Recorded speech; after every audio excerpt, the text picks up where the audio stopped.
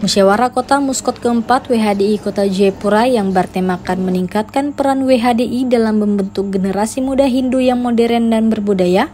Kegiatan ini diikuti oleh 80 peserta termasuk pengurus WHDI Kota Jayapura periode 2020 hingga 2025, perwakilan WHDI Provinsi Papua, Kementerian Agama, Dinas Pemberdayaan Perempuan, gabungan organisasi wanita, dan organisasi lainnya. Pertama-tama, marilah kita panjatkan puja astuti kehadirat puja Sang Yang Widi Wasa. Karena atas asli ketahuan hanyalah kita dapat berkumpul pada hari ini, Sabtu 1 November 2025, bertempat di Hotel Horizon Kota Jayapura dalam acara Musyawarah Kota 4 Wanita Hindu Dharma Indonesia Kota Jayapura dengan tema melalui Musyawarah Kota 4 kita tingkatkan peran WHDI Kota Jayapura dalam membentuk generasi muda Hindu yang moderat dan berbudaya untuk mendukung pemerintah mewujudkan moderasi beragama di Kota Jayapura. Bapak Ibu hadirin sekalian, tak kenal maka tak sayang, maka perkenankan saya, Niluh Wayanti, dengan penuh kehormatan akan memandu acara pada hari ini. Atas nama panitia penyelenggara, kami menyampaikan terima kasih kepada hadirin yang dengan tulus dan ikhlas menghadiri acara pada hari ini. Bangsa dan tanah airku, marilah kita bersatu, Indonesia bersatu. Ikatkan citra ini sebagai mitra sejati, mewujudkan warga sejahtera, Sukina Mawantu. Demi kejayaan wanita Hindu Dharma Indonesia bersatu. Om Swastiastu. Untuk mengenang para arwah pahlawan para wanita yang berjuang untuk kejayaan wanita di seluruh Indonesia, mari kita menundukkan kepala sejenak untuk mengenang jasa-jasa beliau yang sudah mendahului kita. Mengheningkan cipta dimulai. Mengheningkan cipta selesai. Om Santi Santi Santi Om. Dalam laporan panitia, Lukompiang Sri Wahyuni menyebutkan bahwa Muskot ini bertujuan mengevaluasi program kerja masa bakti 2020-2025, menyusun program kerja masa bakti 2025-2030, serta memilih pengurus baru. Musyawarah Kota 4 ini bertujuan untuk 1. Mengevaluasi pelaksanaan program kerja WHDI Kota Jayapura periode 2020 sampai 2025. 2. Menyusun dan menetapkan program kerja periode 2025 sampai 2030. 3. Memilih dan menetapkan pengurus baru WHDI Kota Jayapura periode 2025 sampai 2030. 4. Memperkuat solidaritas dan kebersamaan antara anggota WHDI serta organisasi wanita di Kota Jayapura. Nimade Gamayanti, Ketua WHDI Kota Jayapura, menyampaikan bahwa meski terhambat pandemi, organisasi tetap berkomitmen memperkuat peran perempuan Hindu dalam pembangunan. Pada masa kepengurusan kami, periode kepengurusan kami dari tahun 2020-2025, di awal kepengurusan kami, seperti yang Bapak Ibu ketahui, kita mengalami pandemi secara global, yaitu pandemi COVID-19, sehingga pada masa kepengurusan kami dari awal periode tahun 2020 sampai dengan tahun 2023 pertengahan tahun, hampir kami tidak bisa melaksanakan program kerja kami yang telah kami susun di awal kepengurusan. Jadi kami mulai bisa bergerak dan mulai melaksanakan program kegiatan kami, yaitu pada pertengahan tahun 2023. Sementara itu, Ketua WHDI Provinsi Papua Niketut Kabengningsi memberikan apresiasi atas kegiatan yang telah menjadi tonggak penting regenerasi perempuan Hindu di Papua. Tema ini sangat relevan dengan kondisi saat ini. Kita semua tahu bahwa generasi muda Hindu memiliki peran yang sangat penting dalam membangun masyarakat yang harmonis dan damai. WHDI Kota Jayapura telah melakukan banyak upaya dalam meningkatkan peran dan kontribusi dalam membentuk generasi muda Hindu yang moderat dan berbudaya. Namun kita masih memiliki banyak tantangan dan peluang yang harus kita hadapi. Dalam musyawarah ini kita akan membahas strategi dan program kerja untuk meningkatkan peran WHDI Kota Jayapura dalam membentuk generasi Hindu yang moderat dan berbudaya.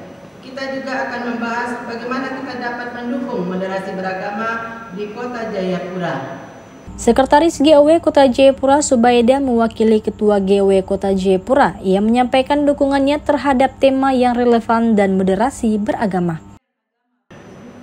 Semoga melalui musyawarah ini akan lahir pengurus dan program kerja yang visioner, solid dan berkualitas untuk membawa WHDI semakin maju, bermanfaat dan berdampak bagi umat, masyarakat, serta daerah. Kepada seluruh peserta musyawarah, saya berpesan agar melaksanakan musyawarah dengan semangat persaudaraan, keterbukaan, dan semangat gotong royong sebagaimana nilai luhur yang diajarkan dalam ajaran Hindu. Atas nama Ketua Gabungan Organisasi Wanita Kota Jayapura, dengan ini membuka secara resmi acara musyawarah WHDI keempat tahun 2025.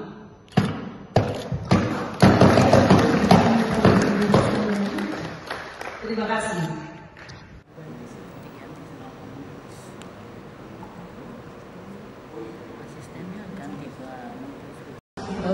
GOW hadir pada hari ini dalam rangka musyawarah WHDI yang keempat, dan perlu saya sampaikan bahwa saya mewakili Ibu Ketua GOW Kota Jayapura karena beliau ada di luar Jayapura, dan untuk memberikan semangat kepada panitia untuk mengadakan musyawarah, karena musyawarah ini adalah aturan dari anggaran dasar dan anggaran rumah tangga. Dan kalau di GOW itu memberikan dorongan yang mana pada saat nanti dengan kepengurusan yang baru akan diadakan, didaftarkan kembali untuk kepengurusan di 2025 dan 2030. Tetapi selama ini organisasi WHDI itu sangat aktif di Gabungan Organisasi Wanita Kota Jayapura.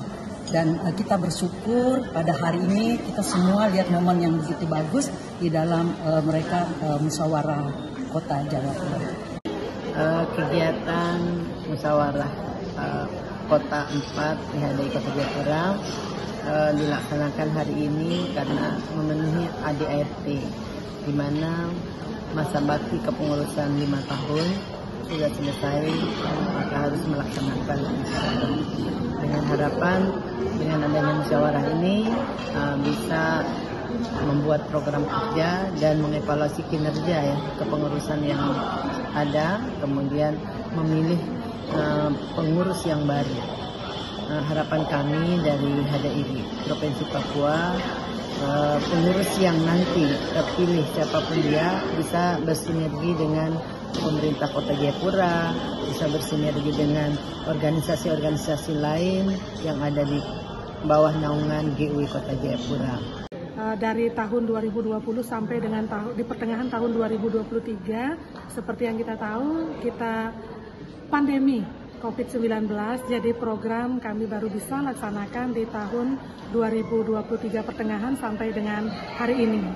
Jadi konsentrasi kami yang paling utama adalah bersinergi dengan internal kami, yaitu Lembaga Agama dan Keagamaan Kota yang ada di Kota Jayapura. Selanjutnya bagaimana kami bersinergi wanita Hindu Kota Jayapura dengan pemerintah Kota Jayapura, yang dalam hal ini adalah di bawah naungan gabungan organisasi wanita yang ada di Kota Jayapura. Salam kerukunan.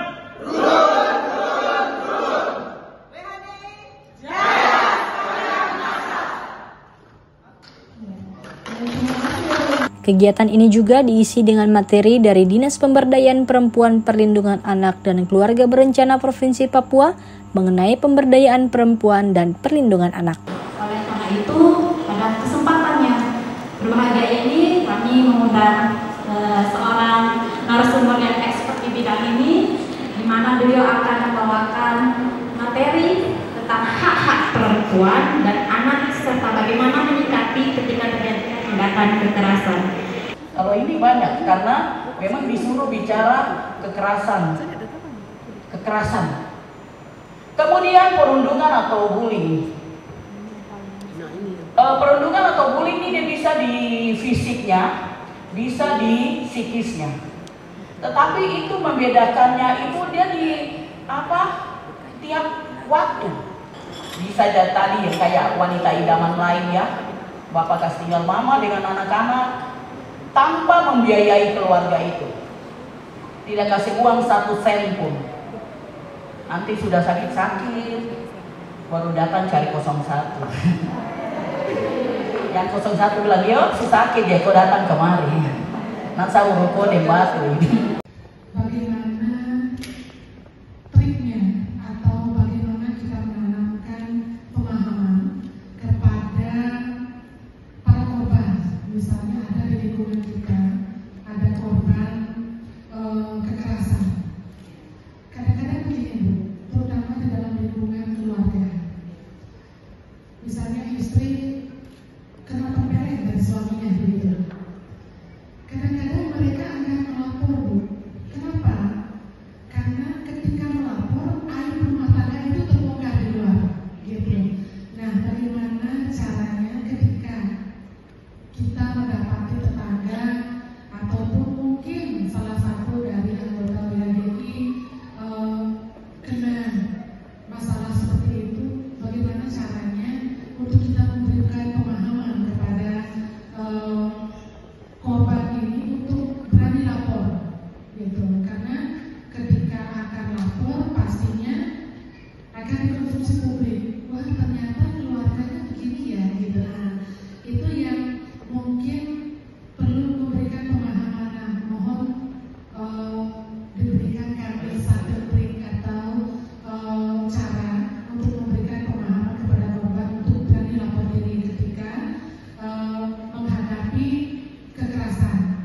Terakhir dia cerita kepada saya bahwa suami atau pacarnya itu memukulnya dan dia sudah ke kantor polisi pada waktu itu. Namun seperti tadi yang itu jelaskan bahwa saat wanita tersebut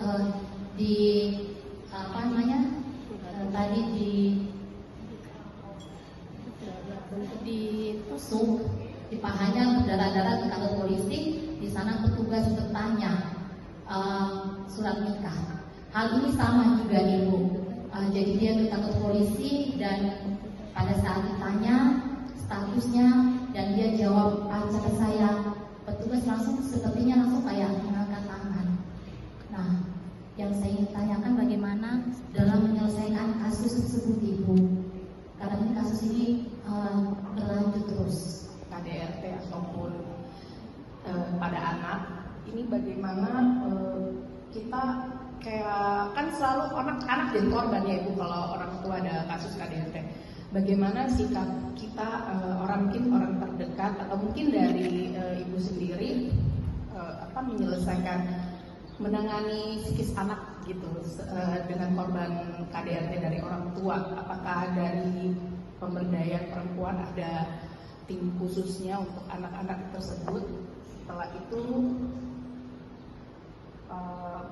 yang kedua saya ingin tanyakan, untuk pemberdayaan wanita ini, perempuan ini, apakah selalu tersedianya hanya pada saat forum-forum K, atau mungkin ada seperti kunjungan khusus ke setiap RT RW setempat atau gimana? Karena saya lihat kita kan perempuan ini kayak terlihat lemah ya Bu ya, jadi mungkin ada yang bisa di-sharing setiap bulannya mungkin gitu, supaya menjelaskan kepada perempuan-perempuan yang lain bahwa kita juga punya hak bersuara jika ada terjadi sesuatu di dalam rumah tangga ataupun orang sekitar.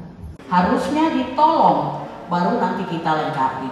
Tapi untuk menghadapi itu kita juga punya tanggung jawab khusus dinas pemerintah kota itu lewat nikah gratis itu.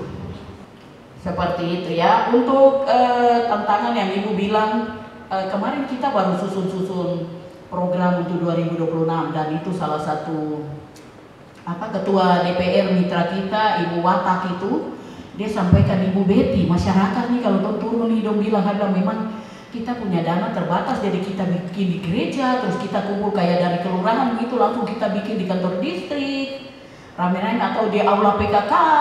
Itu yang kami lakukan. Kami harap dari situ mereka menjadi corong penyambung kita untuk menyampaikan, atau yang dari gereja kayak pendeta mereka yang kita undang, ketua PW-nya, kemudian dia bikin dalam program kerja untuk menguatkan perempuan-perempuan. Jadi kalau Alkitab ajar begini, kenyataan yang dong alami begini, Alkitab bisa tolong apa? Maka PW kan bikin program di situ. Hak perempuan dan anak ya, ketika mengalami kekerasan. Sebenarnya negara ini memberi perlindungan kepada perempuan dan anak. Oleh sebab itu, perempuan dan anak juga berani untuk melapor atau menyaksikan apa yang dialami, tetapi juga lewat kegiatan musyawarah kota keempat dari WHDI ini bisa dalam program kegiatan bicara tentang hak-hak perempuan khusus internal di WHDI sendiri, tetapi juga bisa meluas sehingga menopang program pemerintah Kota Jayapura. Dari Kota Jayapura, Papua, tim liputan Jayapura Post mengabarkan.